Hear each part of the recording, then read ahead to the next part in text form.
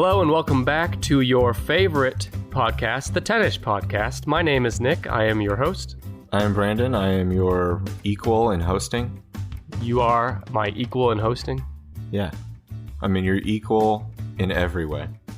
Brandon, why don't you tell me about your day so far? Is it going well? Yeah. All right, so the way this show works is I have a top 10 list in front of me. I know you're really proud of yourself. Brandon does not know what that list is until I tell him here in a second. Nope. And he's going to try to guess that list. Yes. Tell it to me. Tell me the name of the list. You want it already? Yeah. No banter, no foreplay. We're just going to dive right in. Ouch. Why don't you tell us a joke first? Okay, I'll tell you a joke that my kid made up. Most of his jokes are dog shit, but this one is slightly less than dog shit. Why did the poop get on an airplane? To see his grand poo. Wow. That's not bad. He made that up? He made that up. That was after a string of probably 50 jokes that made no sense in a way that is infuriating to listen to. But he doesn't even have to go on a plane to visit his grandpoo. Where did this frame of reference even come from? I don't know. It's the creativity of poo. Does your kid ever confuse you for his grandpoo? Because because you look so old? Okay. Well, on that note, I have one more thing I want to bring up. On my Twitter account, at Nick_Amel, I asked my followers. Followers. What is the best Adam Sandler movie? Mm-hmm. What do you think people said? You didn't list Punch Drunk Love. No, but I gave people a chance to comment. I guess it's technically not when you say Adam Sandler movie, you mean a movie that he was also the creative force behind besides being the star. Sure. Okay, you're going to guess what one? Oh, I didn't know I was supposed to guess what one. Happy Gilmore. Yeah, Happy Gilmore got 45% of the votes. Yeah, that was my second choice. Thing I voted for was second place, which was Wedding Singer, 23%. And then we had Other at 21% and Waterboy at 11%. I think Waterboy's funnier than Billy Madison. I know Billy Madison's more classic. No, the two things that Billy Madison and Happy Gilmore both have going for them are the bizarre, non-sequitur humor pieces. Like at the end, when he looks in the sky and he sees Chubbs and the alligator and Abraham Lincoln. Uh-huh. Or in Billy Madison, when they have that shot of his kindergarten teacher, Miss Lippy, in the classroom, and for just no reason, she's taken the paste out of the jar and smearing it across her face. On her eyes. Yeah, that kind of stuff, people might not say that was their laugh out loud favorite part of that movie, but that stuff leaves an impression with people. And I think that's a big part of why those are so fondly remembered. It's because people's souls were stirred when they saw something that strange. My favorite part of Billy Madison is when Billy and his 8th or 9th grade friends are sitting in the cafeteria and the lunch lady comes up and the music changes the music becomes like menacing all of a sudden. I made them extra sloppy for you. You kids want some sloppy joes? And when he looks around and just says, "Stop it, lady, you're scaring us." And then they all laugh, including her. Yeah. That's my favorite. That kind of surreal, I have to wonder if Tim and Eric and their surreal style of humor, I think they probably would have been in college or around, in high school around the time that Billy Madison came out. And I wonder if that just bizarreness had an impression on them. Undoubtedly. What does it say that every single movie we listed, including the ones you listed that weren't even on my poll, are from the 90s, other than Punch Drunk Love? I compare him to Jim Carrey. Obviously, they're very different in their styles of humor and their movies are different, but the reason they're so similar to me is because they have these movies that everyone loves, everyone talks about, but they're all from the 90s. And they've had very few successes at the same level since then. It's almost like they're incapable now. Oh, well, I guess they don't have comedic successes since then. Yes, that is what I mean. I haven't laughed at anything either one of those guys has done since the 90s. Yeah, so what happened with that? I liked 50 First Dates, which was 2004, I think. It's just weird how they were doing hit after hit. They couldn't miss in the 90s, and then as soon as 2000 hit, you got Little Nicky and Me, Myself, and Irene. From then on, they just could not they're incapable of repeating the success. I haven't seen one of the Adam Sandler movies he's made. Basically, I saw 50 First Dates, and I saw the one with Jennifer Aniston, Just Go With It. Yeah. Which I will admit, it's kind of a stupid movie, but there were a lot of parts that made me laugh anyway. And I wonder if I watched the other ones, if I watched Grown Ups or Grown Ups 2, what are the other ones? Jack and Jill? That one was really bad. But I wonder if I watched them, if there would be, out of an hour and a half, if I would have 2 times where something made me laugh. Well, I've seen, I think, all of those. You know, you'll usually laugh a few times. And even if you laugh a lot, it's not the same. You see that movie and you might laugh a few times, but then you forget it immediately as soon as you walk out of the theater. Whereas I haven't seen Billy Madison in at least 5 years, maybe a lot more than that. And I still can quote that whole movie almost. And a part of that's just growing up with it, I guess. There's just some magic that used to be there that's not there anymore. What is the hardest you've ever laughed at a movie in the theater? Honestly, I have an answer for you. I have a specific scene from a specific movie where I was in tears. Okay. I'm not saying this is the funniest movie I've ever seen, because it's not. But this scene was the most I laughed in the moment. And that was Step Brothers, when Richard Jenkins, the stepfather / the father, he was trying to motivate them in like the last 20 minutes of the movie, and he's telling about how he was a dinosaur. He would stomp around the backyard being a dinosaur, and he started twitching his neck like he was trying to get it back, and he's like, I can't do it. And he started talking about how his dad told him, you're 17, get the fuck out of here and get a job. And Will Ferrell and John C. Reilly were like, that's not a skill, that's just a... And I was in tears for like 5 minutes, and I have a friend who listens to this show that was sitting next to me in that movie, and he still brings up to this day how hard I was laughing at that scene. And you were nearly a grown man by then, right? Well, I think that was 2009, so I was in my early 20s. The hardest I ever laughed in the theater happened when I think I was probably like 12 or 13, something like that, when I saw the first Austin Powers movie. When Austin Powers strangles the Lucky Charms assassin in the bathroom, and Tom Arnold is talking to him and thinks he's trying to take a big dump. Yeah. Tom Arnold, I don't know what it is about Tom Arnold. I know he's a little bit sleazy and weird, but Tom Arnold has my number. Tom Arnold has your number of this, I have no doubt. But my favorite part from that movie from Austin Powers is when, right around that same scene, when he's playing blackjack, he has 2 face-up cards that make 6 or 7 total. That's right. And the dealer's like, do you want to hit? And Austin says, no, I like to live dangerously. And he's like, I strongly suggest you hit, sir. It's so subtle, but I love it. Well, anyway, why don't we get to the list? What do you say? Tell me about the list, please. It's the most popular songs of the 1990s today. Okay, I gotcha. This is based on Spotify plays in modern times. So basically, if a song came out between 1990 and 1999, they may have been very popular at that time, but which of those have endured to this day across generations? Or may have found renewed status because of someone's death. Yes.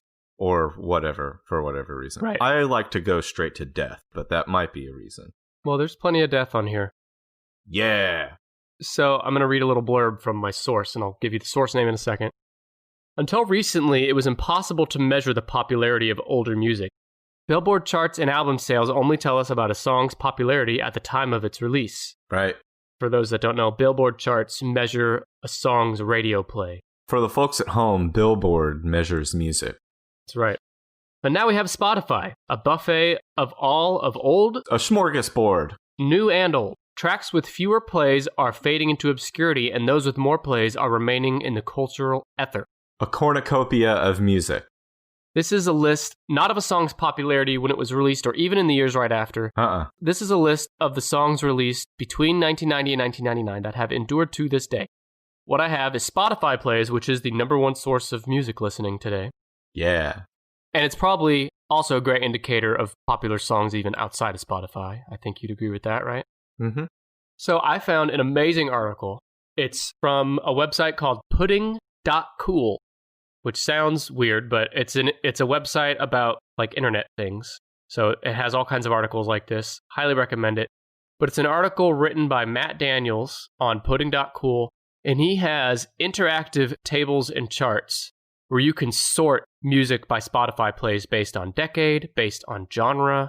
It's all interactive and very, very cool. Send me the link after, or post the link to our Twitter. Yeah, I'll post the link on Twitter. You can follow us there at 10ishpod, 10ishpod. Same username for Facebook, Instagram, and YouTube as well. But I'll post a link to this, and I highly, highly suggest everyone check it out. And it's cool because we can do this list again with other decades. Thank you, Matt. We'll be mining this for content for months to come.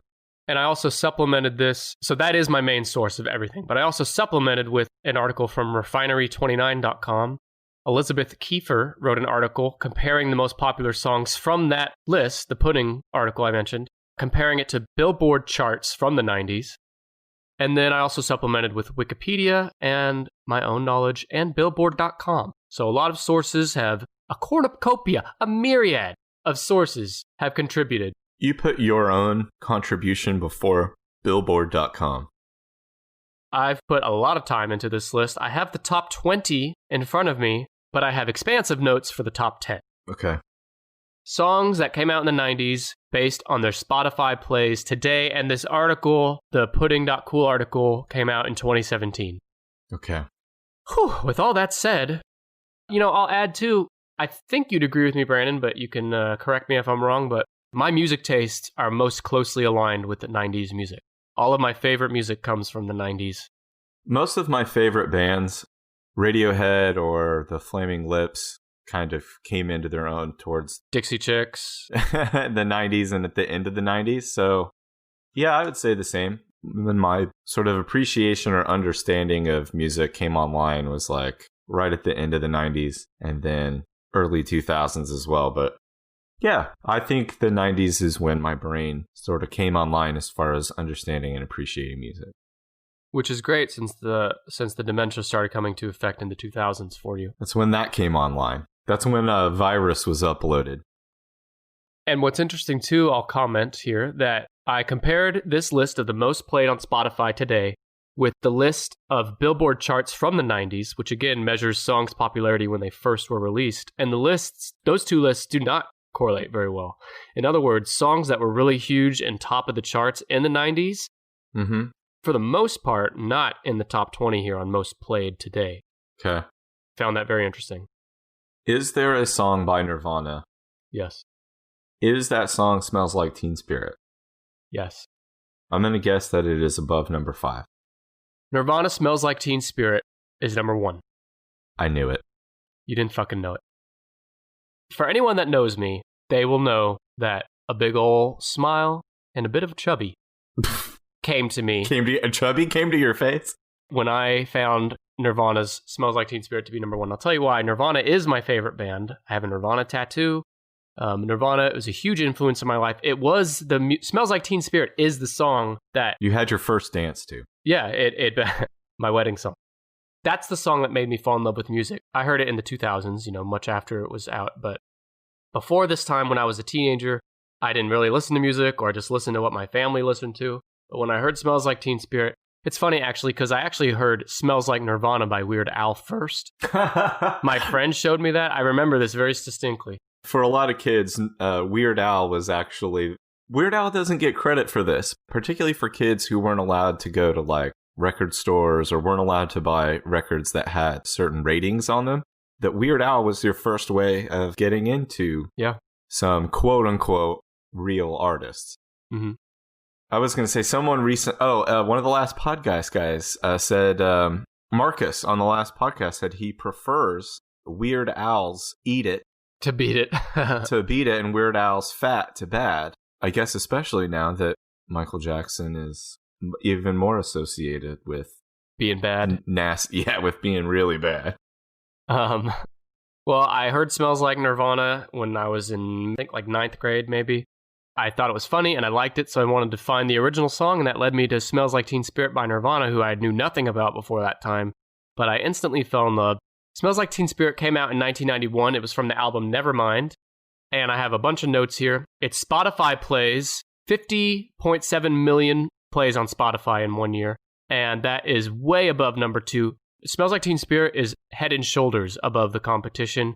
It's 40% higher than the number 2 song in here. It's really interesting to me because while I do love that song and I do agree about its place as like a cornerstone in changing culture of music in the 90s, changing many people's like idea of music. Yes. Young people's idea of music. But as far as replay value, I just find it interesting that that's the top one rather than something that is more melodic or... I would say to that, it might not be as much replay value as new play value for younger people that have heard about the song. That's right. Or heard about Nirvana and getting into it for the first time. But for those that don't really know the history, I hear and read people say that Nirvana's overrated or they're only big because Kurt Cobain died. And I won't argue that Nirvana has a larger listenership now because of the legend of Kurt Cobain and his death, sure. But before he died, it was a world-changing song in the world of music. Yeah, those are probably people who are too young to remember. Yeah, and not that I was around. I mean, I was like 3 or 4 years old. But you pulled your head out of your ass. Yeah. A little bit. I only do a couple times a year. Most of the year, my head's in my ass. You're like the groundhog. A couple times a year, I'll peek my head out, see what's going on, go back in. 6 more weeks of winter. 6 more weeks of inside my own ass. Smells Like Teen Spirit was a surprise hit. It helped launch Nirvana and the grunge genre as a whole, which includes artists like Soundgarden, Pearl Jam, Alice in Chains, among others, unexpectedly into the mainstream. Nevermind has since become one of the best-selling albums of all time, selling about 30 million units worldwide. That's the album that the song was on. But there's a lot of history behind this song. In fact, Nirvana frontman Kurt Cobain said that Smells Like Teen Spirit was an attempt to write a song in the style of pop band The Pixies, a band he greatly admired. Here's a quote he said, "I was trying to write the ultimate pop song.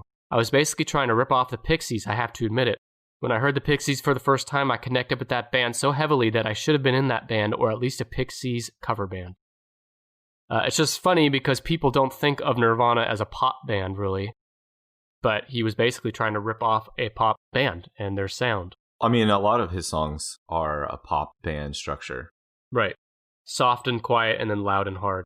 Well, yeah, I mean, they also follow like same chord and chorus, verse, bridge, chorus structure. If a lot of his songs, if you played them with Beatles instruments, a lot of his songs, if you take out the lyrical content and replace it with like "I Love You, Baby" and play it in a major key rather than a minor key, they're basically like Beatles songs. They're like a early 60s John Lennon songs.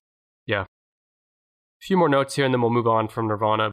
Nirvana grew uncomfortable with the song's success, and in later concerts often excluded it from the set list, which is something artists usually will play their biggest hits at concerts. Nirvana I don't like it. Started to refuse to play it.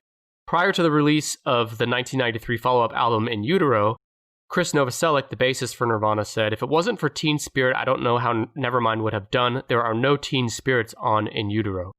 Cobain said in 1994, the year he died, "I still like playing Teen Spirit, but it's almost an embarrassment to play it. Everyone has focused on that song so much." I saw Modest Mouse around the time that they had, I think they're probably the biggest commercial hit was Float On, to the point where I'm sure it was even probably used in commercials or, film trailers or something. But Modest Mouse has a ton of great music besides that admittedly great, catchy song.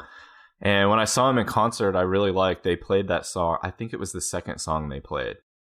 Can't remember the lead singer's name, but you're not a real fan. You're just a poser then. He said something to the effect of like, "Let's just get this out of the way." And they played it and the posers got real excited and they got it out of the way. And then about halfway through the concert, all the people who I think paid just to watch that one song, half of those people slowly drifted out. And that's funny.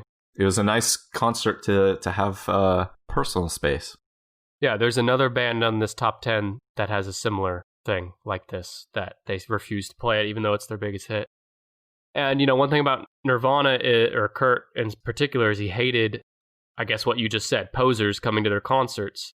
Even the song In Bloom, he's the one who likes to sing. He's the one who likes all our pretty songs, but he knows not what it means. Smells Like Teen Spirit was inducted into the Rock and Roll Hall of Fame's list of the songs that shaped rock and roll in 1997 and ranked third on the MTV and Rolling Stone list for 100 greatest pop songs.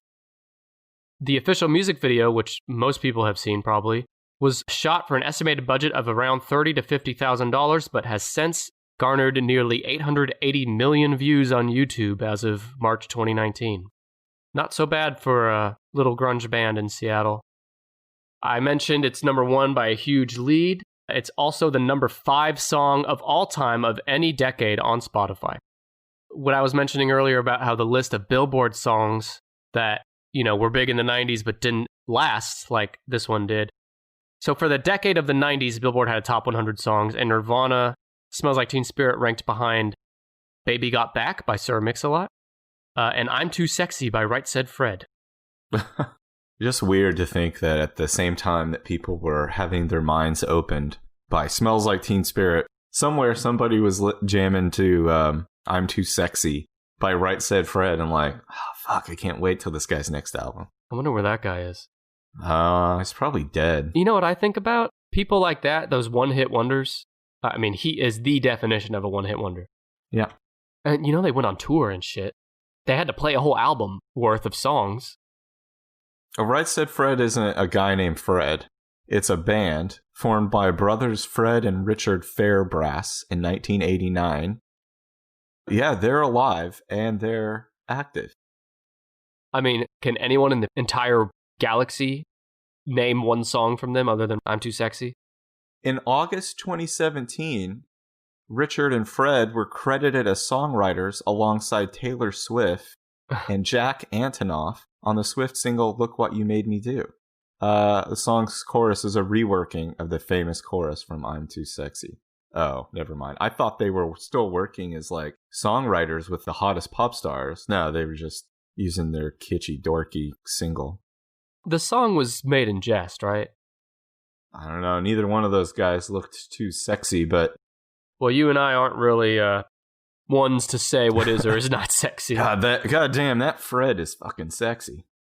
Well, anyway, I could talk about Nirvana all day, but we should probably move on. So what else do you think is in the top 10? Radiohead, Paranoid Android. No. Creep.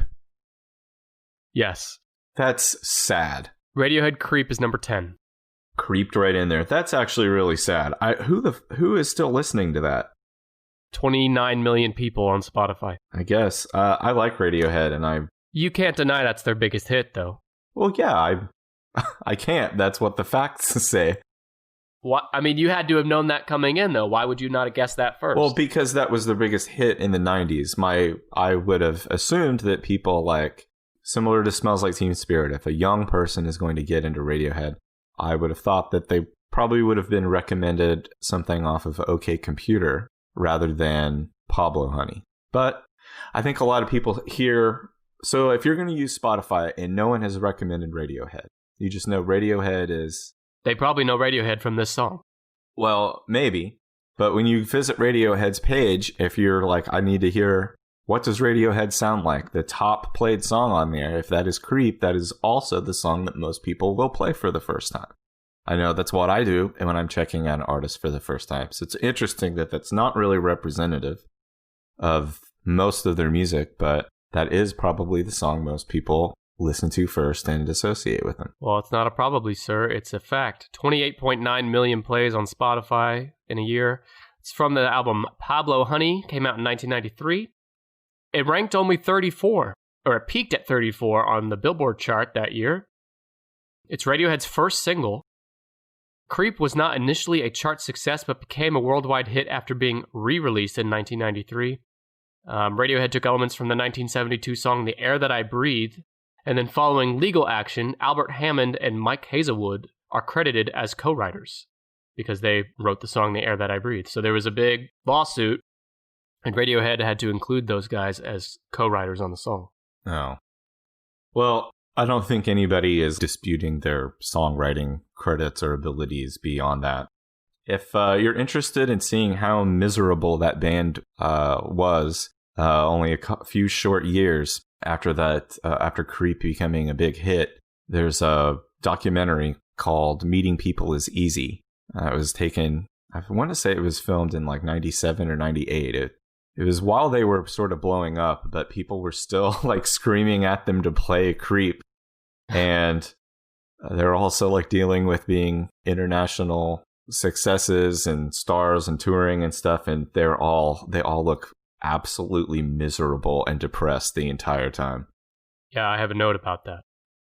It's an awesome documentary to watch if you want to see somebody feel like shit or see somebody not enjoying being a rock star. Yeah, and much like Nirvana, everything you just said, but also Radiohead started to refuse to play Creep, their biggest hit. By the time Radiohead were touring in support of their third album, OK Computer, which came out in 1997, the band had tired of playing Creep. Lead singer Tom York became hostile when the song was mentioned in interviews and refused requests to play it, telling a Montreal audience, quote, "Fuck off, we're tired of it." He dismissed fans demanding to hear it as, quote, "anally retarded." After the tour, Radiohead did not perform Creep until their encore of their 2001 hometown concert at South Park, Oxford, after an equipment failure halted a performance of a different song. So they went several years in a row, 7 or 8 years, before they played it again. And they only played it as a backup. And they probably played it as a joke. Yeah, I think the whole band hates playing it. You're going to love this. Here are some artists that have covered the song Creep, either in concert or in a recording. Prince is one. Yeah, Prince covered it in 2008. The Pretenders, Sarah Geronimo, Postmodern Jukebox, Kelly Clarkson. That list was a postmodern jukebox. So that is Creep by Radiohead, number 10. How about Waterfalls by TLC? No. Was Destiny's Child around in the 90s? Yeah. Destiny's Child is not in the top 10. Okay. What about Brandy? No, I forgot about Brandy. I'm going to ask if an artist is in the top 10, because there are several artists that I think could potentially have a song or more in here. What about Tupac? No Tupac. Notorious B.I.G.? Notorious B.I.G. is number 13. Hypnotize. Juicy. Oh, Juicy. The 1994 song Juicy by the Notorious B.I.G. has 25.3 million plays on Spotify per year. Oh, well, I like Hypnotize better. What about Dr. Dre? Dr. Dre's number 8. And I bet you won't guess what song. Is it Forgot About Dre? Nope. Is it Dre Day? Nope. Is it The Next Episode? No. The song from Dre came out in 1999. What's interesting, I'll tell you the name in a minute, but what's interesting about it, it has the lowest Billboard peak of any song in the top 10. So when it first came out, it only peaked at number 93 out of 100 on the Billboard 100 chart. And it's not Next Episode or Forgot About Dre. It's still Dre. It's from the album 2001, which came out in 1999. It has 30.3 million plays on Spotify. Do you want to hear more? Sure. The single itself was popular, helping the album reach multi-platinum status, announcing Dre's return to the forefront of the hip-hop scene. And our listeners know you and I are also at the forefront of the hip-hop scene. Yeah, I live there. I think you're thinking of the hot dog scene. That's where you live. Still, Dre debuted and peaked at number 93 on the Billboard 100, but it was much more successful in the United Kingdom, where it reached number 1. We have the damn Brits to thank. Oh, this is going worldwide. Of course. Okay. So far you got number 1, Smells Like Teen Spirit by Nirvana. Number 8, Still Dre by Dr. Dre. And number 10, Creep by Radiohead. Okay. Puff Daddy. No. Pearl Jam. Nope. Pearl Jam's not even in the top 50. House of Pain, Jump Around. No. Here's a hint. Well, not really a hint. In the top 10, and even top 20, is a good mix of genres. Like pretty much one thing from every genre. Besides, My Heart Will Go On by Celine Dion. No. Damn. See, that was huge when it came out, but yeah. According to this, it has not persisted. It didn't stick to our ribs, huh? Huh. Celine Dion, My Heart Will Go On, I'm looking now, is number 34. Okay. Are there any boy bands in that top 10? NSYNC or Backstreet Boys? No. And what's really interesting, this shocked me. I mean, this shocked me to a higher degree than I was shocked when I found out how much you'd prefer to eat a hot dog over a crowded airport trash can. Nope. Rather than a plate or a table. Nope. NSYNC, Backstreet Boys, not even in the top 50. Not one song in the top 50 for either of those. Okay, if we're going by this list, but at least the three that I have here, I realize Dr. Dre is still not super popular, but Nirvana and Radiohead, I know Radiohead still puts out albums because they're together. Yeah, sure. But Nirvana still retains popularity now. I'm trying to think of artists who are popular now, but also had hits in the 90s. Yeah, that's a good way to go. What about U2? No. Oh. Beastie Boys? No. You ready for a hint? Yeah, give me a hint. There's a Christmas song in the top 10. Oh, okay. And everyone has heard this song. Oh, god damn.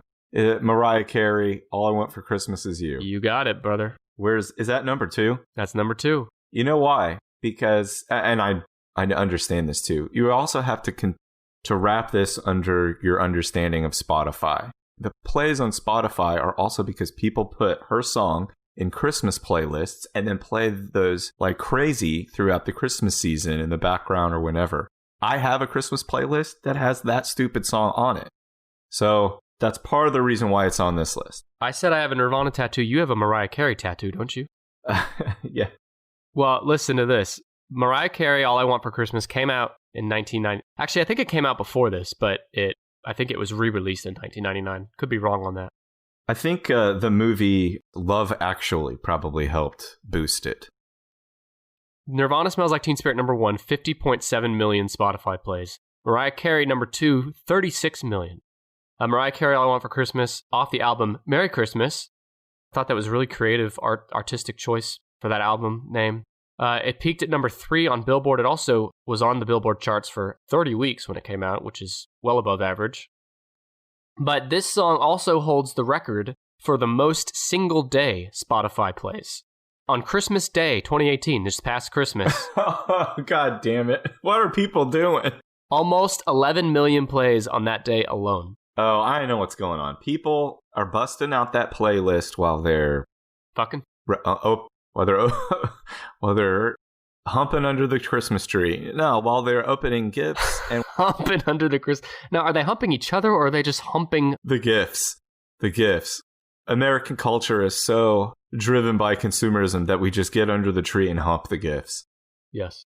No, it's while people are opening gifts, cooking dinner, or just hanging out. They've got their playlist playing in the background. I don't like that song. Well, I have a note here. I think this is the most passionate, emotional, powerful song in the top 10 by far. Mm-hmm. It was called, quote, a year-long banger by Music Critic. No, it isn't. What? I wouldn't bang to it now. I think you're just trying to save face on this podcast. I think you blast this with the windows down, belting it out in the car. I already admitted it exists on a Christmas playlist that It does not exist on any Christmas playlist I own, but I can't speak for my wife. I just always skip it. There's 2 music videos that were commissioned for the song. The song's primary music video features, this is a quote from Wikipedia, grainy home movie style footage of Carrie, her dogs and family, I'm sure that's her family at the time, I think that was 3 or 4 husbands ago, during the holiday season, as well as Carrie dressed in a Santa suit frolicking on a snowy mountainside. Carrie's then husband, Tommy Mottola, makes a cameo appearance as Santa Claus, bringing Carrie a gift and leaving on a red sleigh. He brings her a gift of pills. And then he makes a getaway on a red sleigh.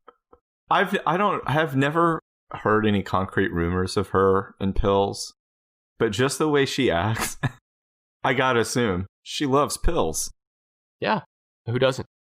If anyone out there has a line on Mariah Carey and taking pills, oh, hot damn, No. Just in. Update. Whoopi Watch 2019. Oh, Whoopi. We need our Whoopi update. I have an update about Whoopi's health. Whoopi Goldberg, to be specific. Yeah, right after we recorded that and I said I was worried about Whoopi's health, they said she was ill. She hadn't been there for like 2 months, like 60 days. Wait a minute. Are you sure? I thought 2 months was at least 140 days. And I said, I fear she is gravely ill. But she recorded a video message. They played on The View, and she said that she had double pneumonia, and it got septic, or she got sepsis, something like that, and she almost died. So my feeling was right. Whoopi Watch continues every night. Well, she's okay now, though, right? Yeah, she's okay. But Whoopi Watch continues because I still want to see when she comes back. Now, does that mean you watch Whoopi and you watch her close? No. Whoopi Watch continues. Hashtag Whoopi Watch. I'll keep you updated on Whoopi's health. That'd make a hell of a merchandise idea. A watch on your wrist that's just Whoopi's face. Yeah, the watch band would be braids of her hair. Real Whoopi hair. Mariah Carey, All I Want for Christmas. It's huge on Spotify. It's also huge on people that actually purchase the song, either on like disc or on their phone. 16 million sales of the song, the 11th best-selling single of all time. My favorite note here is that this song, as of 2017, has earned over $60 million in royalties from use in movies and commercials and etc. So this song alone has earned more than you, the listener, will in your entire life. Quit playing that song. You guys are putting pills in her mouth. Yeah. She probably started pills to get through this podcast. And all I want for Christmas is you to give me pills. I'm trying to think of another... You got a mix of one-hit wonders. You have a mix of old bands that existed before the 90s. There's one-hit wonders on here? There's a few. Yeah, not a ton, but a few. It's mostly bands with very few single artists. I'm Too Sexy is not in the top 10? No. Whoop, there it is. Whoop. No, it ain't. Damn. No. That song came on satellite radio the other day, and I fondly remember Beavis and Butthead's Whoop, There's My Butt, and it was a big hit in the car. You hit a butt with your car? Yeah. You remember What Is Love by Hathaway? The Night at the Roxbury song? Yeah. What is love? Is that on here? Number 22. Oh, wait. What about the Rickroll? No. Is that 90s? I think so. Maybe 89 or 90. What's that song called? What's the name of it? Never Gonna Give You Up. I'm not seeing it in the top 50. Ice Ice Baby. No. Here's some big names that are not in the top 20. Okay. NSYNC, Backstreet Boys, Britney Spears, Pearl Jam, Sir Mix-a-Lot, Vanilla Ice, Eminem, Smash Mouth. Now, I know Smash Mouth isn't huge, but they did have a huge hit. All-Star, not in the top 20.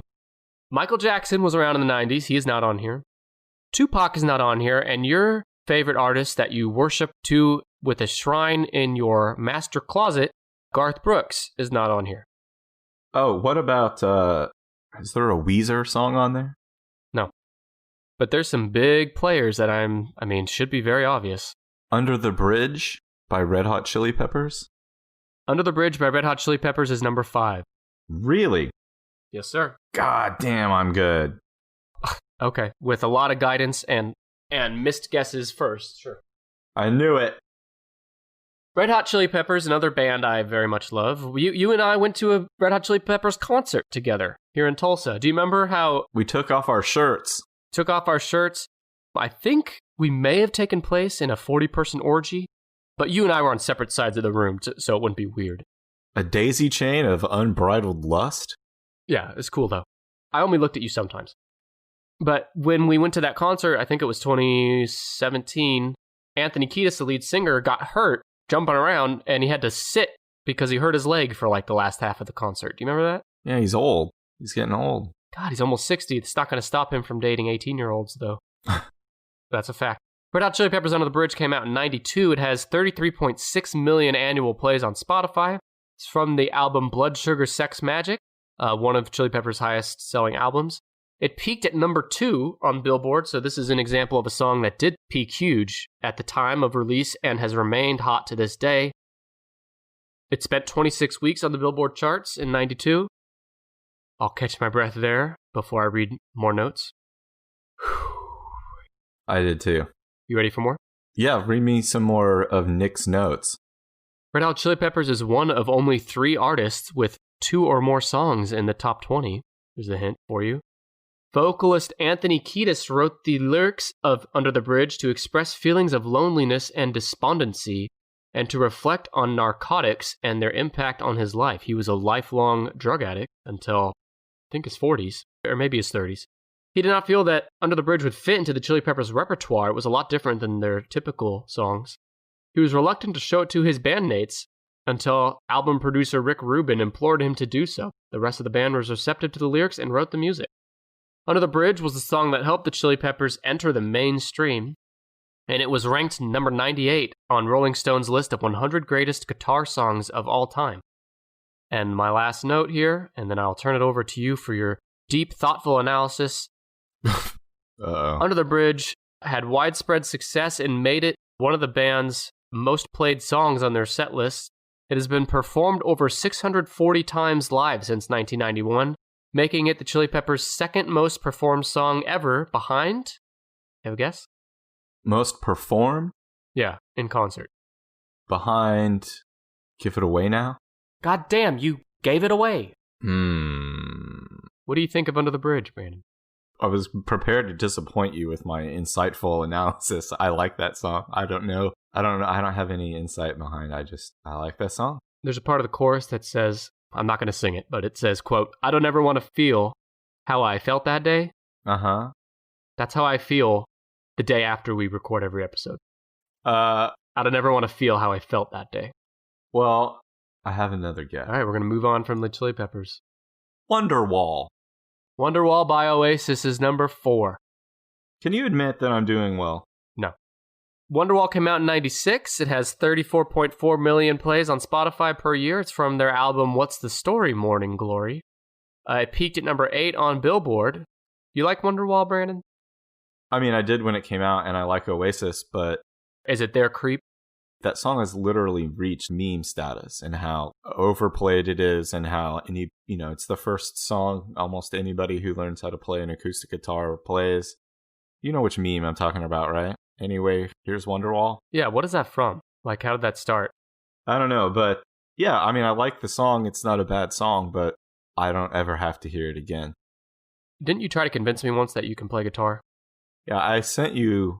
a video of someone else's hands playing and you pretended it was you? I sent you video that was clearly me playing guitar. I didn't say I played well. I can still play like chords and stuff. And how many songs about hating Memphis and or loving Roger Rabbit have you written? I'm going to start writing some. I'm trying to think of more one-hit wonders. Well, real quick on Wonderwall, the song was written by lead guitarist Noel Gallagher, who said it describes an imaginary friend who's going to come and save you from yourself. The song was originally titled Wishing Stone. It won the British Video of the Year at the 1996 Brit Awards. Fucking Brits have to have an award named after themselves. Oh, well done, well done. It has reached 239 million views on YouTube. All right, give me another guess for one hit wonder. Killing Me Softly by the Fugees. No. Some of these songs you're going to be like kicking yourself that you didn't guess. Mambo number 5? No. But that's number 41. Getting Jiggy With It. No, goddamn.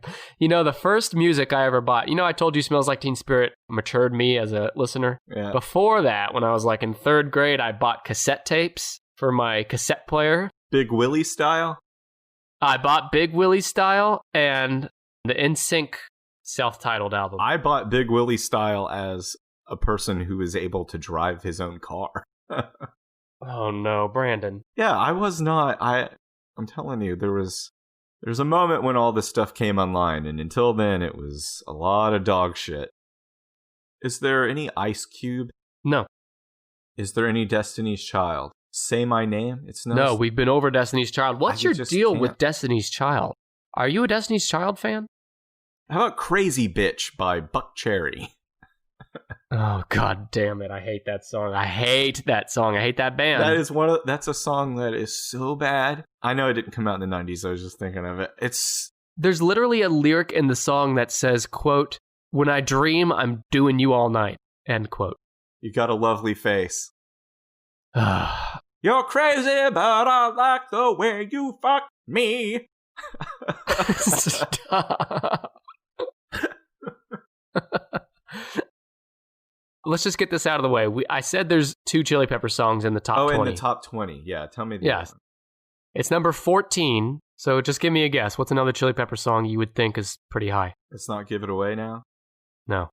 And that song is only called Give It Away, by the way, poser. Aeroplane? No. With the birds I share this lonely view. Oh, I didn't realize that came out. Was that 99? Yep, 99, Scar Tissue. Red Hot Chili Peppers, one of only 3 artists with 2 or more songs in the top 20. Bootylicious. No, you said no Destiny's Child. Oh my god.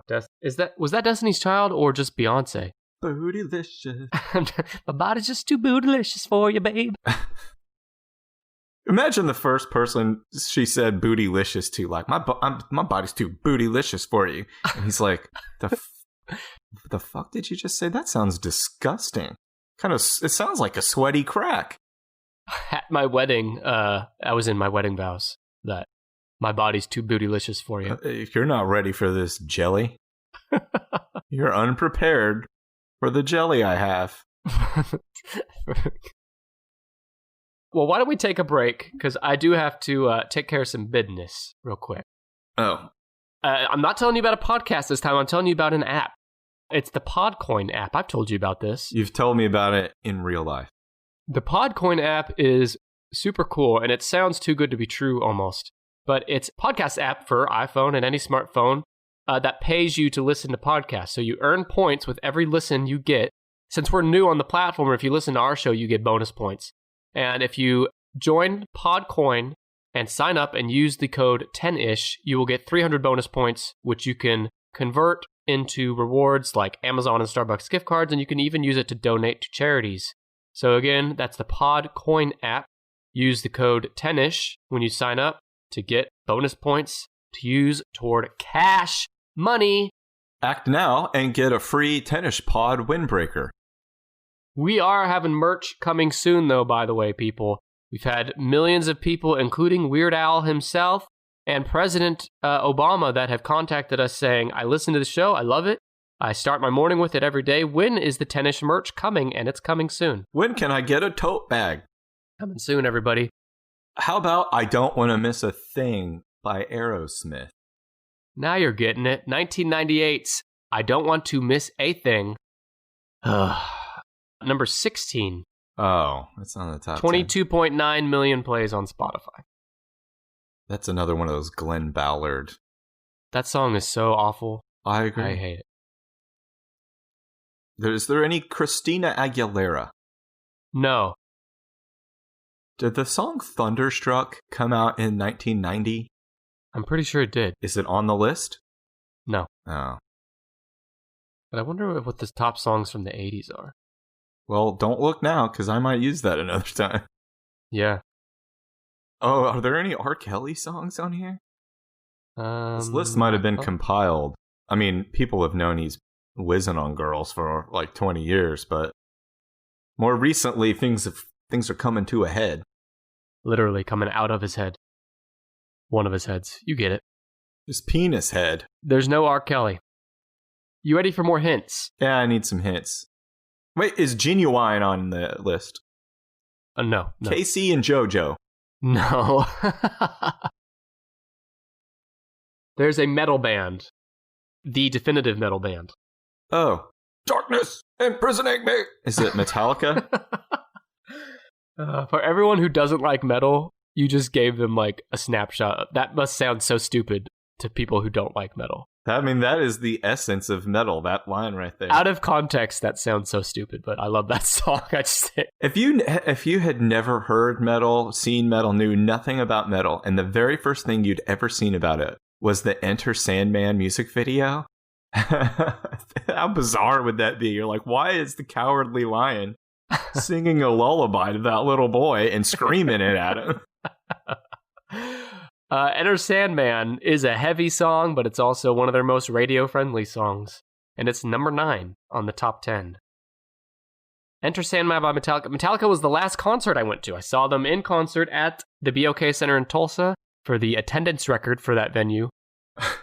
We're off to Neverland! That was the last song they played, and I'll tell you, brother, there was some energy in that building. You lifted into the air like Peter Pan on your way to Neverland. I levitated. There's nothing more metal than Peter Pan. Well, Enter Sandman came out in 1991. It's from their self-titled album, Metallica. It peaked at number 16 on the Billboard charts in 91. Metallica also has 3 songs in the top 20, but only 1 in the top 10. Vocalist and rhythm guitarist James Hetfield wrote the lyrics, which deal with the concept of a child's nightmares. No shit. Pretty straightforward. It's a child's nightmare is a grown man with long hair and a beard screaming at him. Right? The only thing worse would be if you were sitting there screaming at him. I think that kid would have died in his sleep out of fear.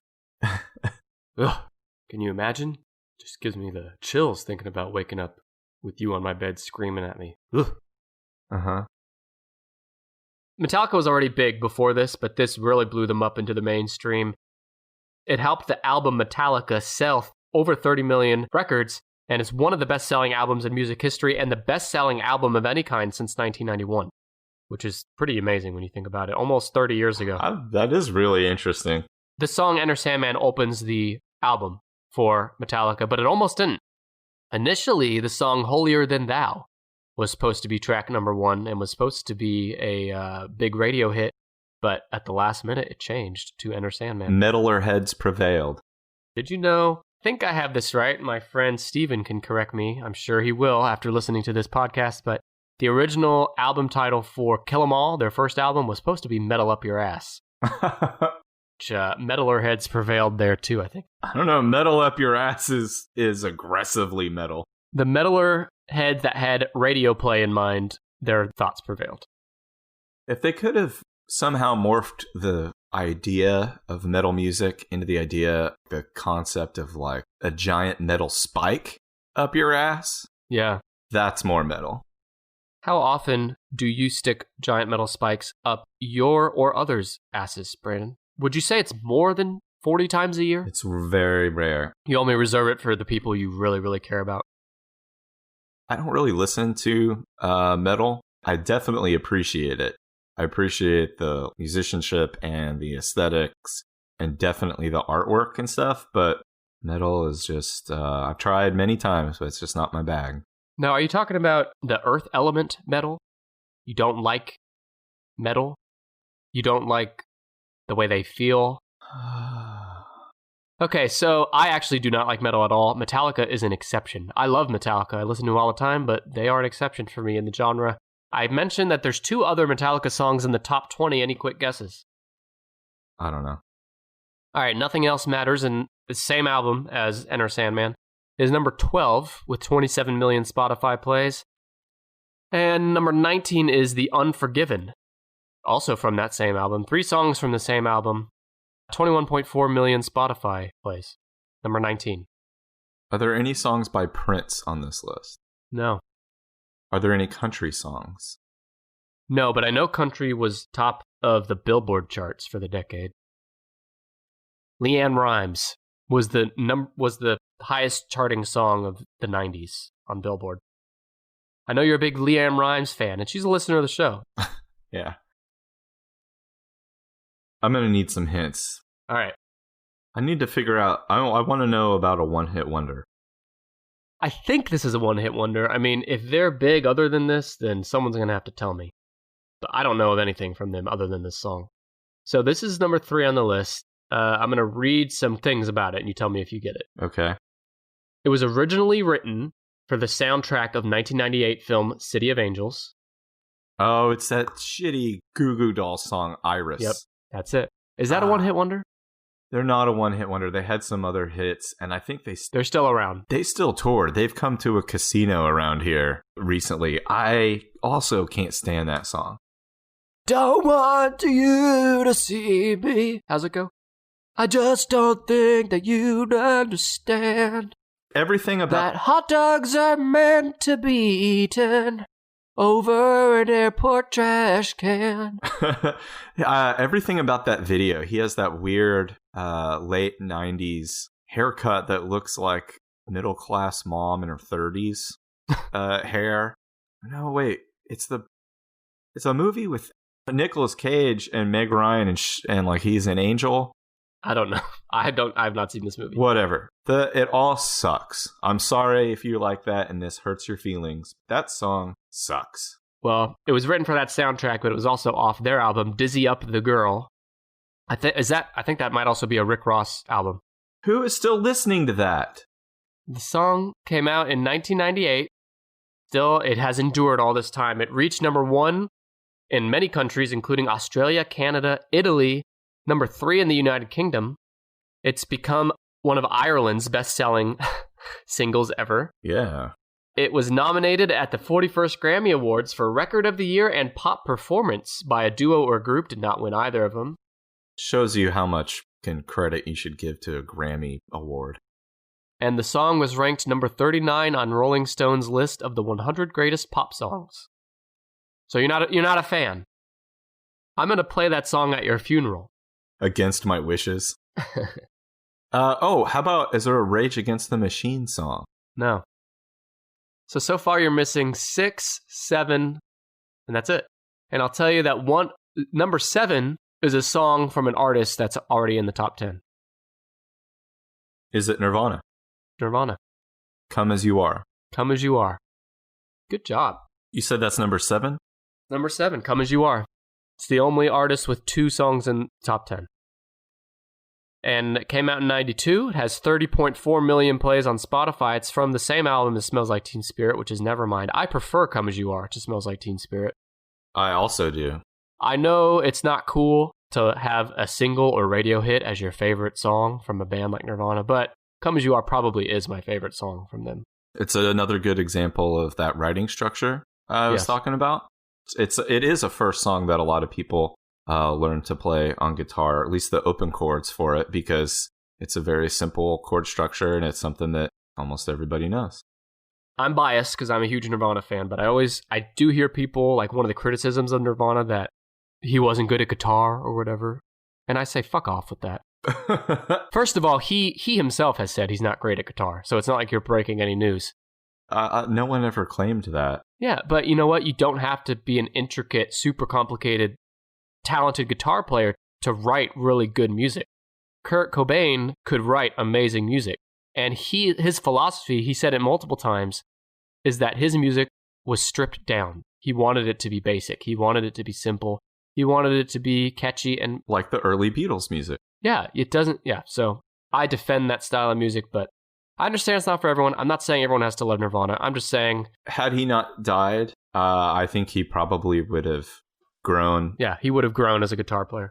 Not even just as a guitar player, but as in the songs themselves. I think he probably, in his songwriting, would have expanded into different types of writing styles and incorporating different musical textures and instruments and stuff. He would have experimented. I think I heard Michael Stipe say that shortly leading up to his death, he had talked to Michael Stipe and they had talked about even working together on his next album. And he, I think, expressed some ideas about using strings or piano. Yeah, for sure.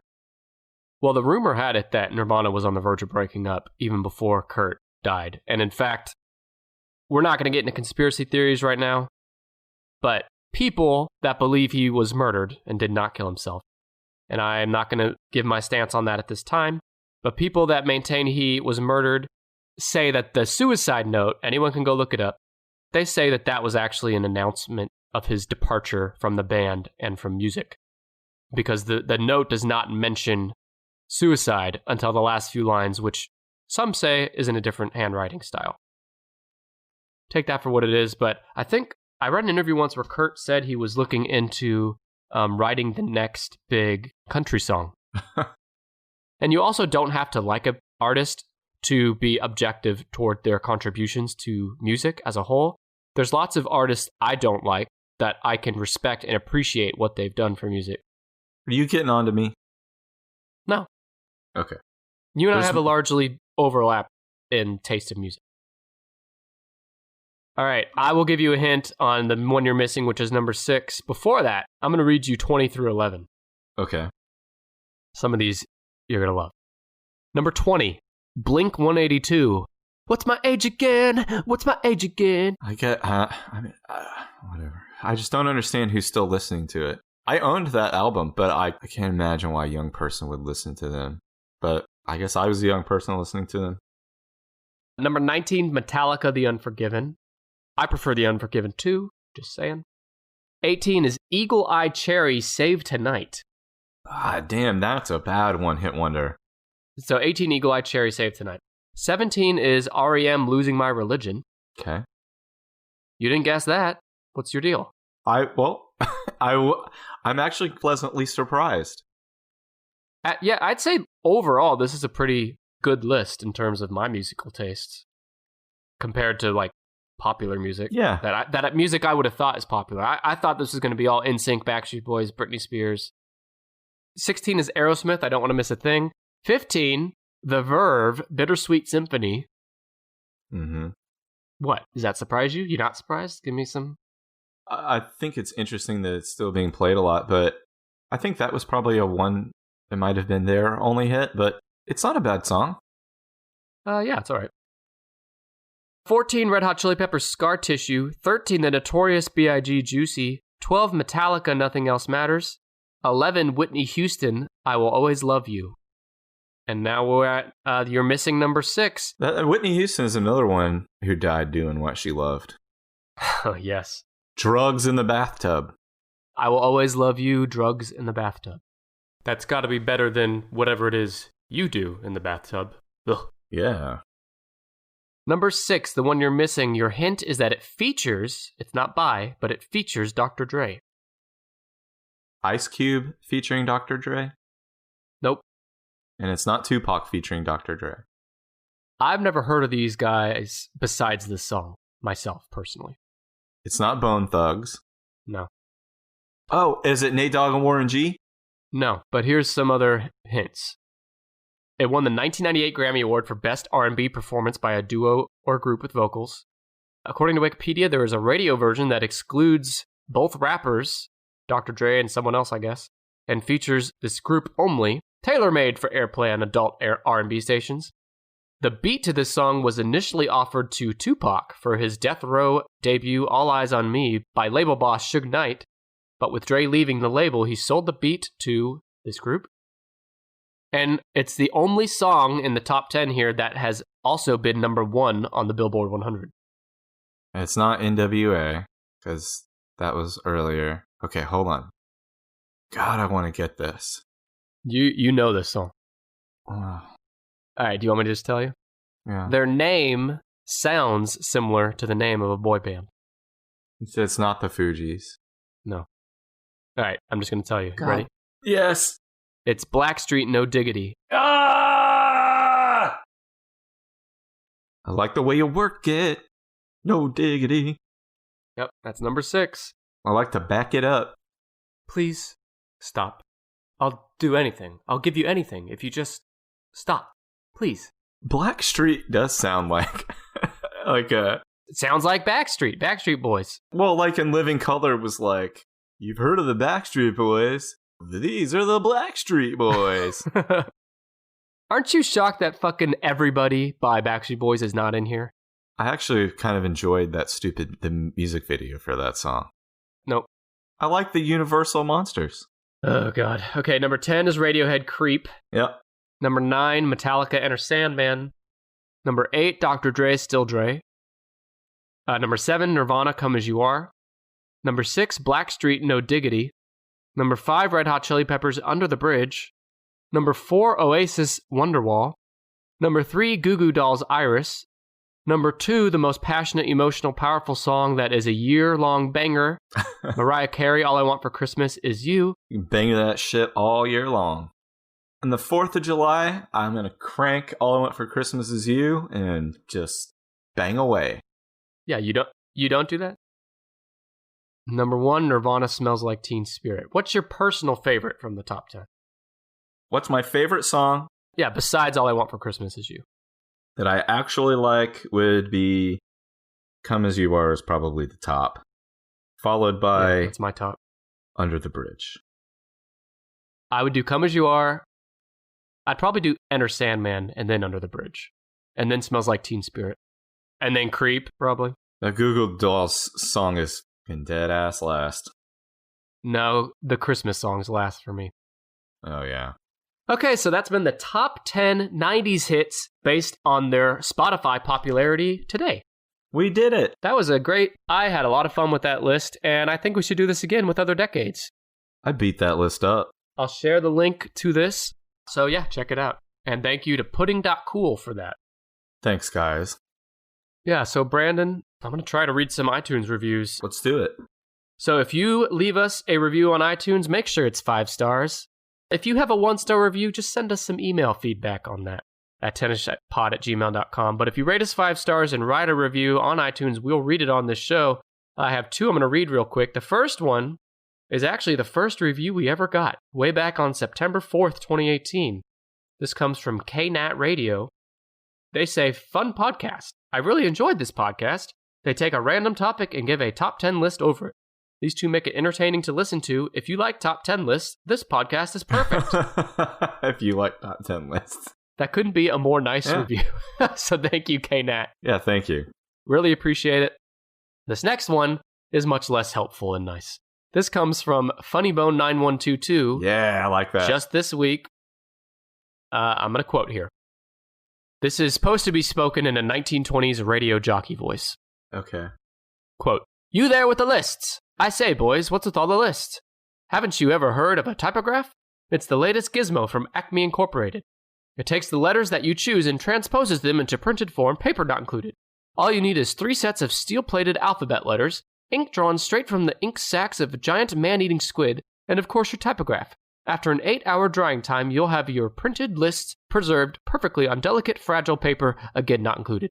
No more handwriting lists, boys. It's the newest craze of the 20th century. How many should I put you down for?"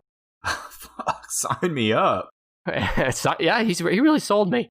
He didn't sell our podcast much to people reading reviews, but he definitely sold me this 1920s typograph. I was going to say, I think he or she rebranded the Gutenberg Press. Thank you, Funnybone9122. I respect you regardless of your gender. Brandon might not. But thank you for the review. Write us your review. We'll read it on a future episode. I thought the bone meant boner. I'm going to let that linger for a minute. A lingering boner? Brandon thought the bone might mean boner. I took it at face value. I thought it meant a funny bone in your body. But I'm not a sexist fucking animal pig like Brandon. Leave us a review and tell us your gender. You don't have to tell us your gender. That's right. We will be back next week. Brandon will have a list. I doubt it will be as good as the list I just gave you. Probably not. But you should still listen anyway. Brandon, it's been fun. Thank you. Thank you. Goodbye.